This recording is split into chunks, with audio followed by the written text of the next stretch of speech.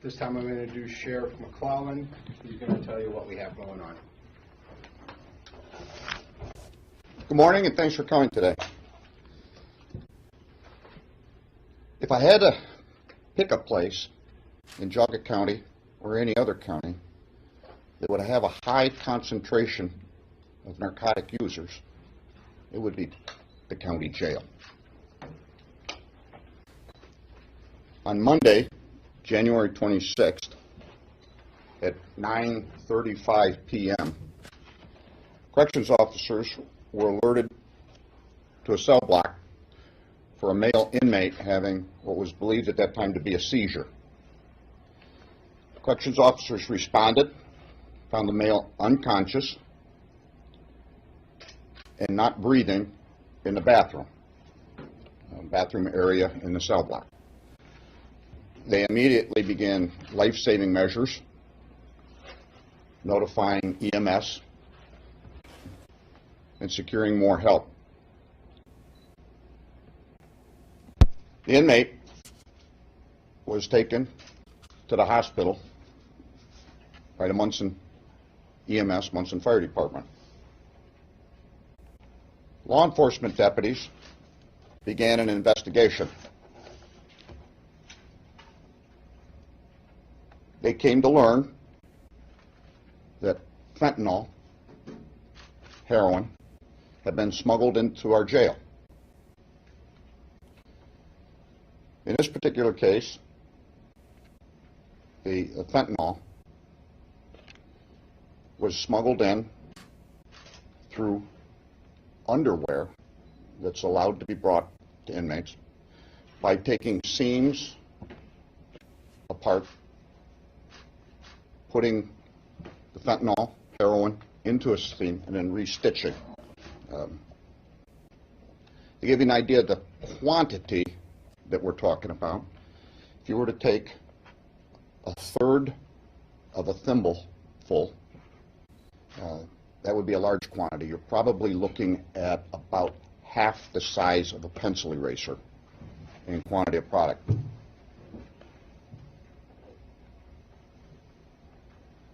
They began an investigation into who else was involved. We were able to learn that a Chesterland female had been involved in the process of smuggling it in. Narcotic agents, deputies from the sheriff's office have arrested Idana Laskowski, a 31-year-old female,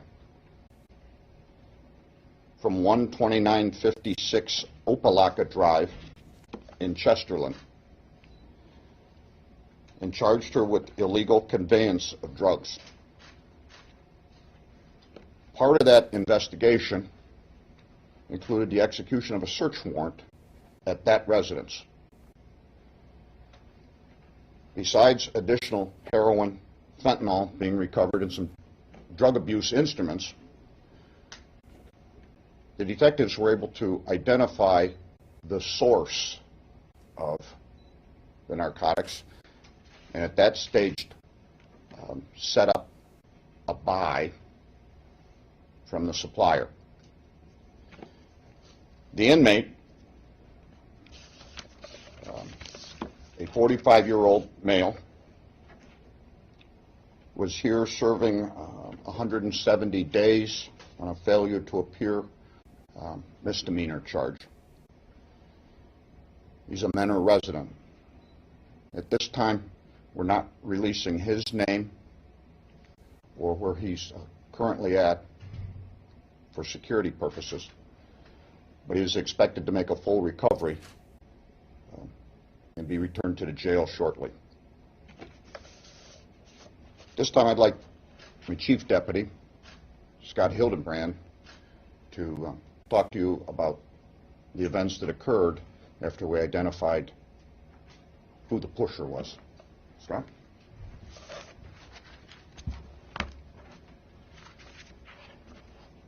As the investigation progressed, the narcotics unit set up a buy over in Chesterland at the Chesterland McDonald's at about 4:30 yesterday afternoon. As the purchase of more fentanyl went down and the detectives attempted to block the escape of the suspect, they pulled their vehicle in front of him so he could not leave McDonald's, but he elected to try to leave anyway, striking one of our vehicles, damaging it, and got out onto 322. At that point, the Chester police and our detectives followed him westbound on 322. There were 3 people in the car, 2 adults and a juvenile.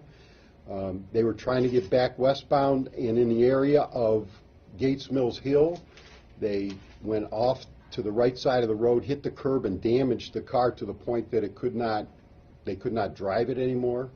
The car became disabled, and all 3 of them fled up the hill from the car. Our detectives, along with assistance from Gates Mills Police and the Mayfield Heights Police Department, pursued these 3 individuals into the woods for approximately a half a mile, and then apprehended them and arrested them and brought them back to the jail.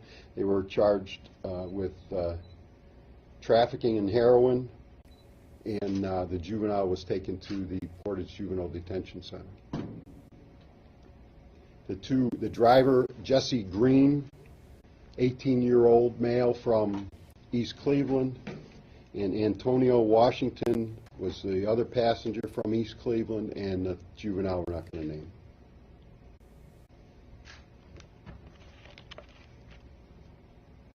So, any questions? Chief, is there, have you identified a connection between the inmate and the Chesterland woman? That's being further explored. The investigation continues to determine who else may have been involved. At this point, it's believed that the female was the girlfriend of one of our inmates in custody at this time. And then after you identified her, then I take it sounds like she then cooperated with you in setting up? There was some level of cooperation here, yes. And we were able to identify, again, her supplier and orchestrate a buy bust. And Sheriff, this is, in the last, I think probably at least week or so, this is the sounds like the 3rd time that drugs from Geauga County are being brought into Geauga County. You're correct. You're correct. We live in a mobile society, and crime, the flow of narcotics, does not stop at a county line. It's not uncommon for individuals in Geauga County to do legitimate shopping. Menor Mall, Beechwood Mall, Warren. Okay? And if you apply that same premise, if you can't get your drugs here locally, you'll drive to acquire them at a location where they're more available. And I think it shows the fact that we have a very skilled narcotics unit, very aggressive, and they are really making a difference here. We're seeing the results of that. We want to stop the flow of narcotics into Geauga County, not just the use here as well.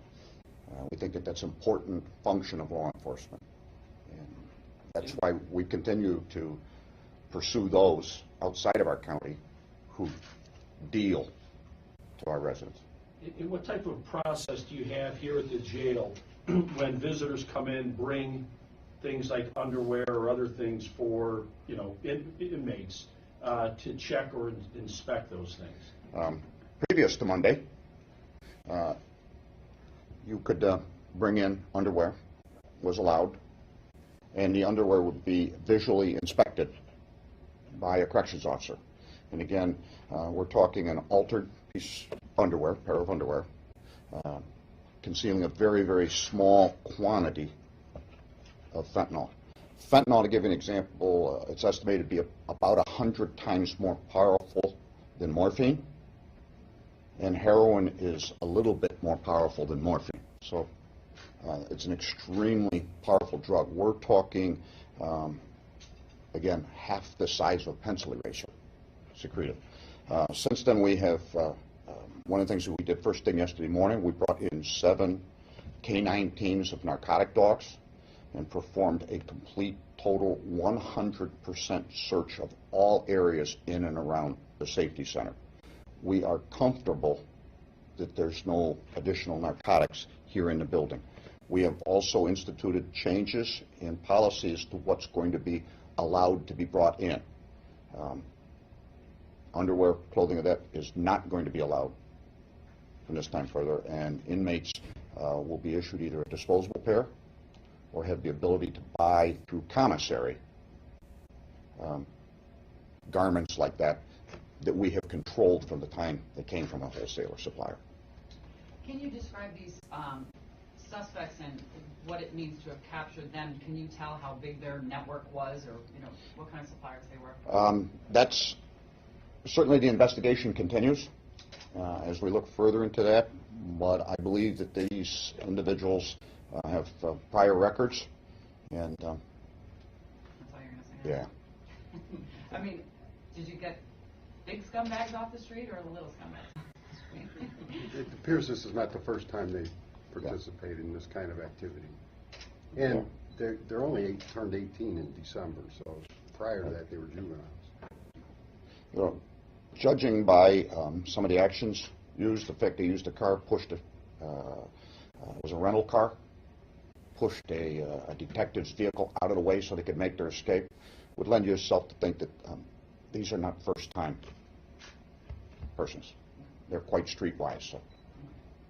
Was it just one pair of underwear that had the drugs in it? Or has this been going on for a while? Is this one instance? We're still investigating that, and amongst other things, reviewing camera footage of our own here to see what else may have been brought in by this individual as well, as we continue to investigate this. It's literally, the apprehension was made yesterday late afternoon. It's unfolding as we speak, and we continue the investigation. And at this point, that's all there is one pair. One pair to one individual in the jail? Right. Have you seen something like this at the jail before? Excuse me? Have you seen something at the jail? Nothing like this. And I think in part, there's been attempts in the past, the old jail, which had an outdoor recreation area. We had instances where items would be smuggled in during the night and hidden close to the fence, again, allowing someone to reach through and bring it in. We don't have that type of a outdoor rec area here. It's much more secure. Again, I go back to what I opened with. We have the highest concentration of drug users, abusers, substance abusers here in the jail as anywhere else in this county that I could think of. So it's not unfathomable to think that they would be creative. This is pretty creative. Take a new pair of underwear, carefully take a seam apart, slip something very, very small, seal it, and bring it in to be given to an inmate. First time we have seen this. Well, can you spell the name of the Chesterland woman? Pardon me? The name of the Chesterland woman? We'll give you the thing that has her picture and name on it. Can you talk a little bit more about how this is going to change your policies for visitors? I really don't want to go totally on record with security policies and have them put out in front of everybody, but there are going to be significant restrictions now on what can be brought in. There's certain state mandates, correspondence, mail, things of that nature that inmates are entitled to have. And we're looking closely at our procedures and how we deal with them. And again, doing a review, a critique, looking to improve. Because I think every day they're thinking of ways that they could possibly get it in there. Again, I think it's important that evidence has not revealed that this was a widespread problem in the jail, that we're able to react quickly, we reacted strongly, Not only will the inmates here be criminally accountable, the person who hid the package, hid the narcotics, and brought it in has been arrested and is in jail as we speak. The individual that supplied her, the three, they're in jail as we speak. I mean, I think I commend not only the corrections officers for their efforts that night in swift action that probably saved the inmate's life, but the actions of the investigators, the Detective Bureau, in quickly going after and apprehending up the ladder those who were involved and did this. How was it discovered that the inmate was having a problem? Was it just a guard going on rounds, or was it another inmate alerted you guys? It was announced to be another inmate that somebody had collapsed in the toilet, commode area, stall.